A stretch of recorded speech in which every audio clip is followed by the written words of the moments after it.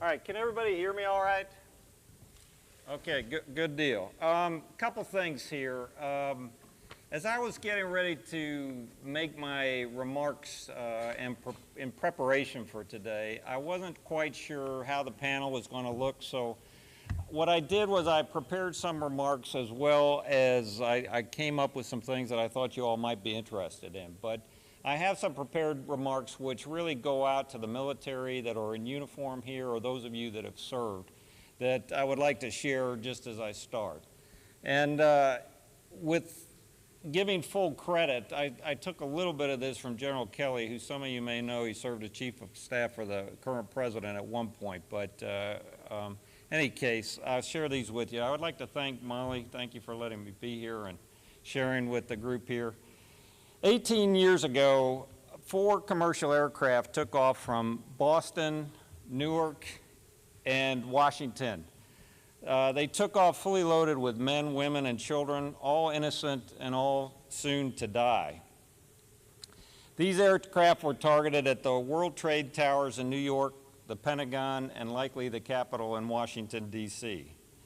3 of those aircraft found their mark. Within the hour, 3,000 blameless human beings would be vaporized, incinerated, or crushed in the most agonizing ways imaginable.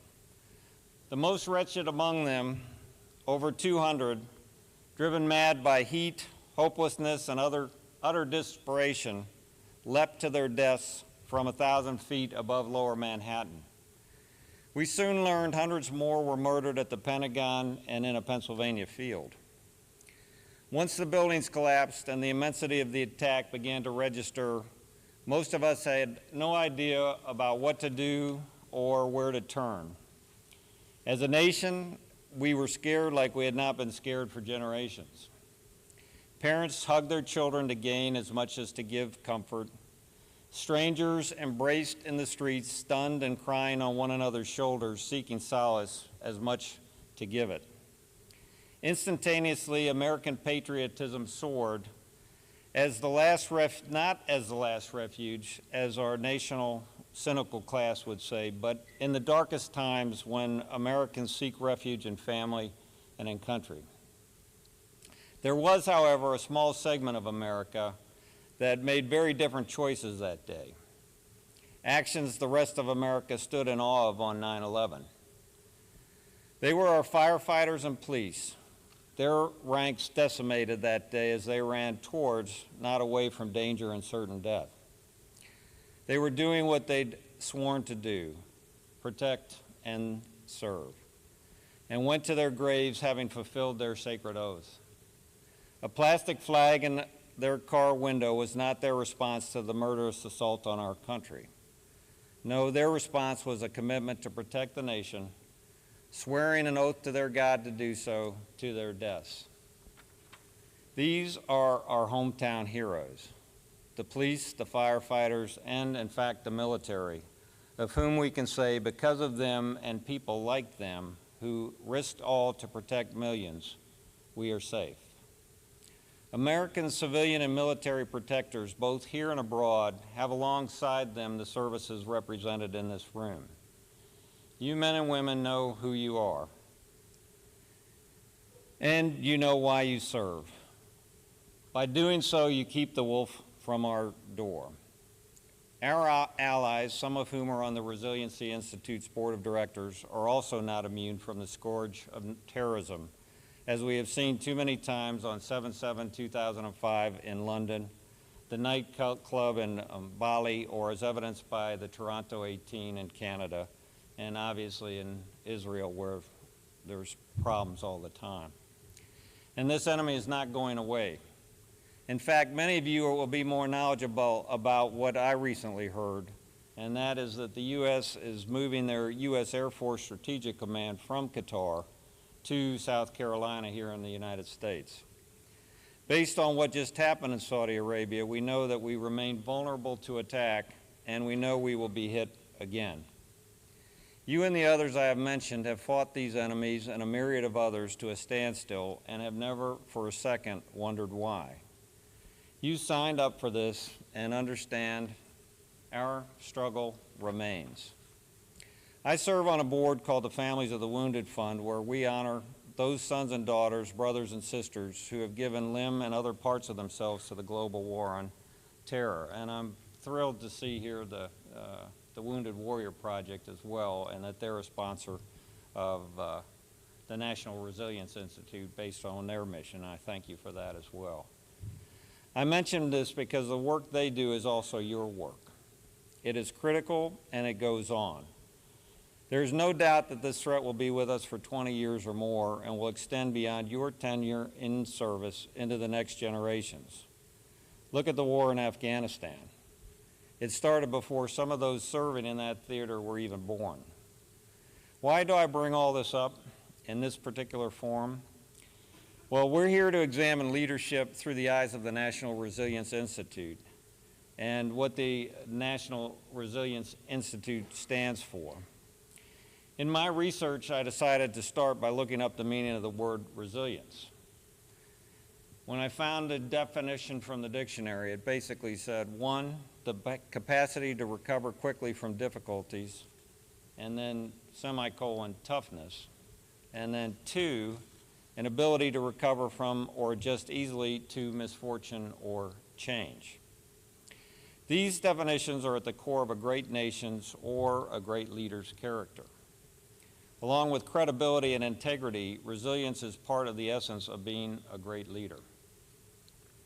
These ingredients are what I was asked to speak about today. In fact, it was capacity building and developing leaders to meet today's challenges. Unfortunately, the incidents of tragedy help us define what it means to be resilient and build capacity as it is defined. Building this capacity is what the National Resilience Institute is all about. In fact, the Institute core vision reads, the National Resilience Institute envisions a world where every person feels equipped to thrive, even in the most challenging of circumstances.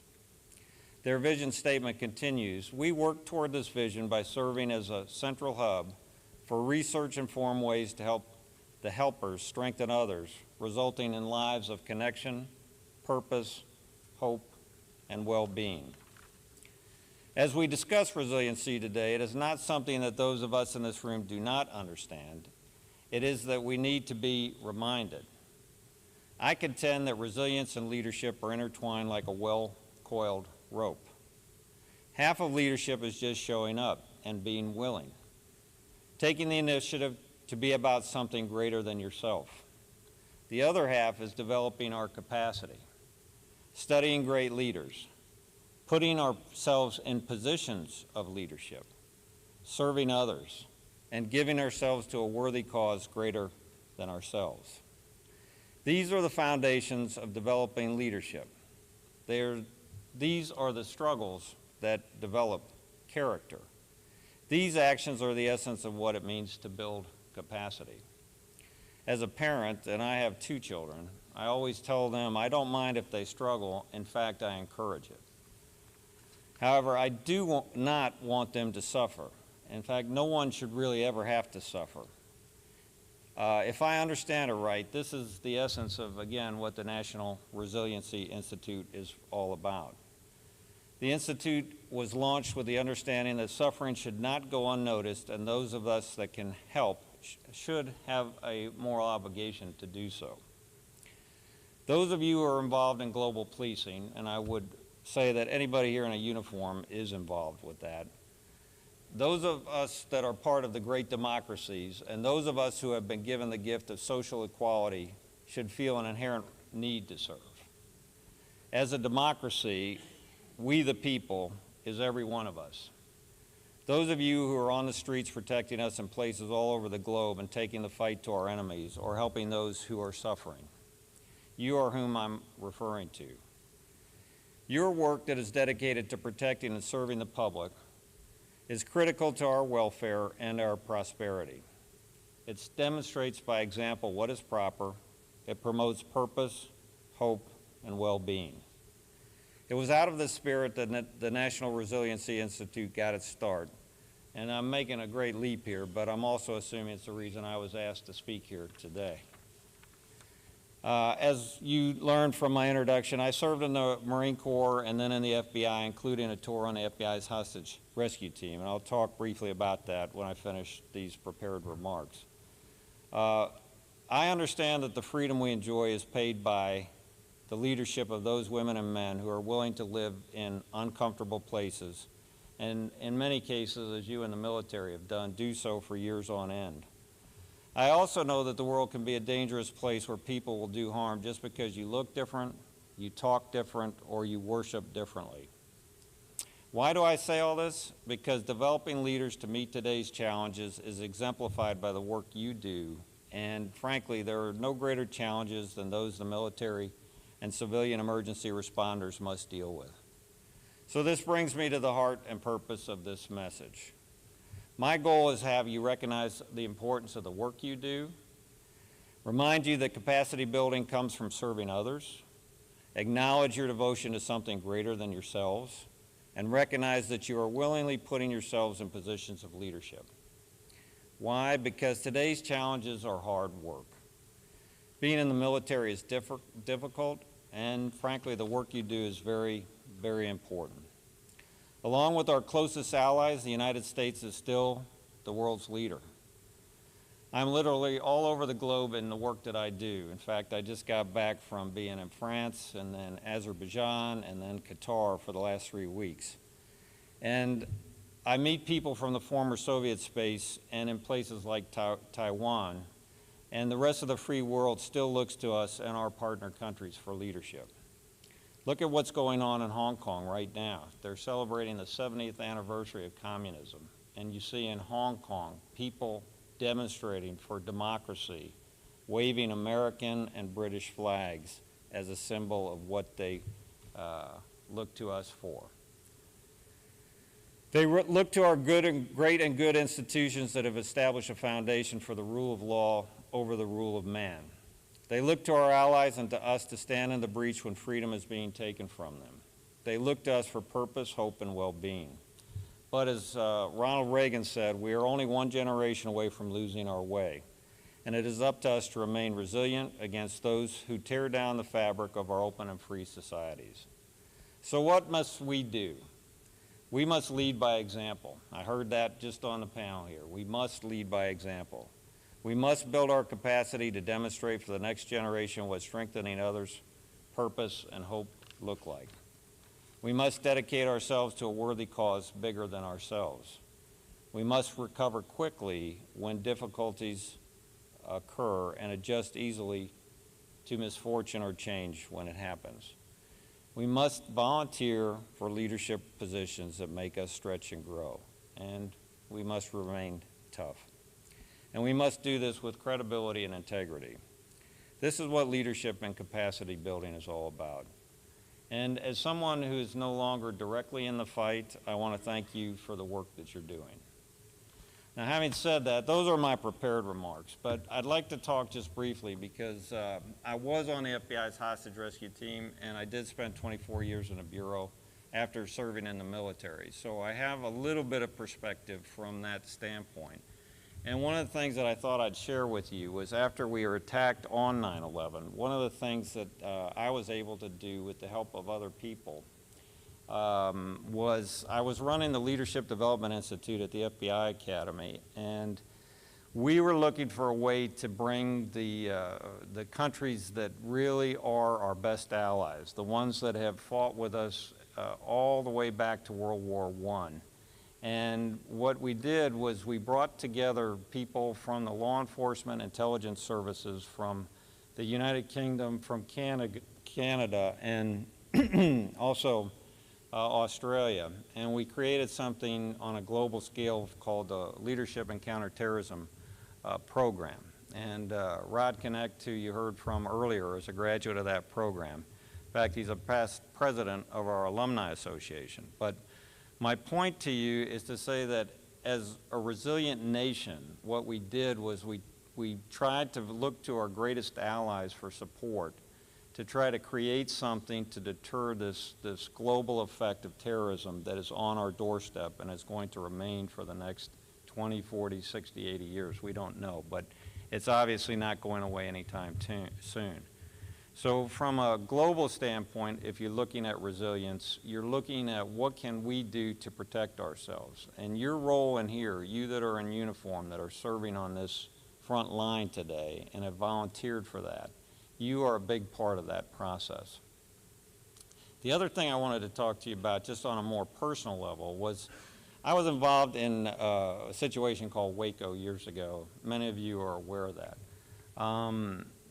One of the things that happened during the Waco incident was 87 people, men, women, and children, were killed in that incident, and later the FBI got blamed for it. I was a part of those that were focused on as part of the blame.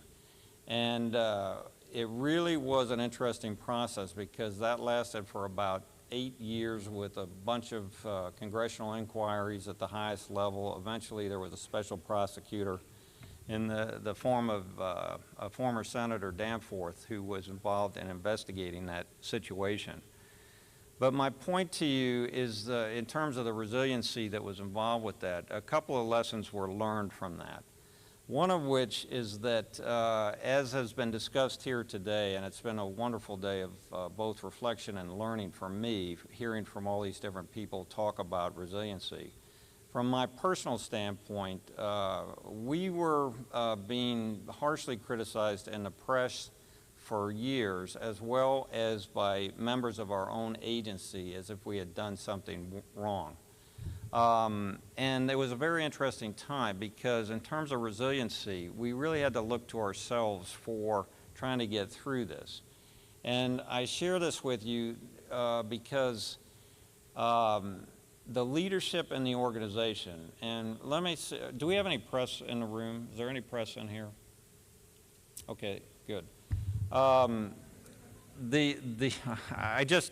know, if it gets in the news, it's in the news. I'm 12 years retired, so it's one of those things. But at the time, our leadership was not providing us any support. And so when I saw Rod Connect's presentation earlier, and he talked about trying to do something for his organization as the leader of it, it connected with me in a very profound way because we did not have that support inside the FBI when I was on duty at that time. Yeah, we had a positional leader and we had folks that were in charge and all of that, but nobody was reaching down to say, hey, you know, we support you guys, we'll help you, we'll we'll keep you in an even keel place until we determine where the fault lies. We were really looked at internally as if we had caused the fire that killed those 87 people. And later it turned out, as we had told them all along, that in fact the people inside the compound had started the fire and the people had died as a result of that. But for a long time we were accused of that, and we never got any leadership support at all during that entire time. And I would say some of my colleagues do have some post-traumatic stress from that and maybe some other things we were involved in. But my point to you is to say, if you're in a leadership position, just like what you've heard this morning, you have a duty and a responsibility to those young men and women under you to help with their struggle. And when I say struggle, it really turned into suffering. And when it turns into suffering, you absolutely have a leadership mandate to step in and help those that are in your chain of command, that are under your, looking to you for support. Doesn't mean that you have to absolve them until an investigation after the fact is concluded. But you do have a responsibility to say, look, we're going to adjudicate this fairly. We're going to support you where you deserve support. Just some sort of encouragement. Again, much like what you've heard today. Doesn't have to be much. It just has to be some sort of a dialogue, a two-way communication. Because absent that, there's a lot of mistrust, and frankly, there was a lot of bad morale, and it lasted for a long time. In fact, I'll just share a unique perspective of this. They came over, and I was no longer on the team, but we got awarded some bravery citations for actions that we took that day. And it was kind of like, hey, come on over and pick up your medal, and that was it. There wasn't any celebration to it or anything. It was just kind of, it's in the corner over there, go get it. And I just offer that to you because those types of things really are important, and they need to be focused on. And finally, I'll share with you in my closing comments just something personal. I've got 3 rings on. You really probably can't see them. I've got a hostage rescue team ring, I've got my wedding band, and then my 3rd ring is a cross, a Christian cross. Unfortunately, the first ring I ever put on and wore, even after I'd been married for 20 years, was the hostage rescue team ring. The second ring, when I finally woke up, was my wedding band. And then the 3rd ring was my Christian ring that I put on. Frankly, when I really got to examining this and figured some things out as I was going through my resilience piece, is that the reverse order should have been there. Christian ring first, marital ring second, hostage rescue team ring third. But I had things backwards, upside down. Now, I'm very fortunate that I was able to figure this out. My wife helped me, obviously. She's a big supporter of what I do and my best friend. But I share this with you because one thing that has been a little bit absent today, not too bad, but it's the discussion around faith. For me, faith has now become the primary focus of my life. And I'm not telling you who or what to worship. I'm just telling you that as a resilience tool, there's no better resilience to be found than your relationship with something greater than yourself. So with that, I will say I will conclude my remarks. And I think I want to be on a panel here in just a little bit, so if you want to ask some questions, obviously we can do that then, okay? Thank you very much.